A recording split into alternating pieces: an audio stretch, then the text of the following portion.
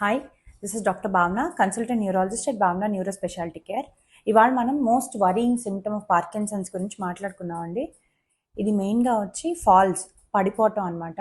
Parkinson's జబ్బు progress అయ్యే కొద్దీ పడిపోవటం అనేది 100 మంది పార్కిన్సన్ పేషెంట్స్ని తీసుకుంటే 20 మంది దాకా పడిపోతూ ఉంటారండి.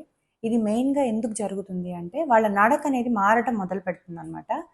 అంటే అడుగులు దగ్గర దగ్గర అడుగులు పట్టడం కానీ, బాగా స్లో అయిపోయి అలా పడిపోవటం కానీ, లేదంటే నడుస్తూ నడుస్తూ మధ్యలో ఆగిపోయి పడిపోవటం కానీ, లేదంటే బ్యాలెన్స్ కంట్రోల్ చేసుకోలేక పడిపోవటం కానీ, కొంతమంది ఏంటి అంటే బీపీ ఫ్లక్చువేషన్స్ వచ్చి, అంటే ఆర్థోస్టాటిక్ హైపోటెన్షన్ అంటాము. కూర్చున్నప్పుడు అంతా బాగానే ఉంటాడు, ఎప్పుడైతే లేచి నిలబడతాడు, నడక కూడా కాదండి, జస్ట్ నిలబడిన వెంటనే బీపీ ఫ్లక్చువేషన్స్ వచ్చేసి బీపీ అనేది డౌన్ అయిపోయి పడిపోతుంటారు అనమాట.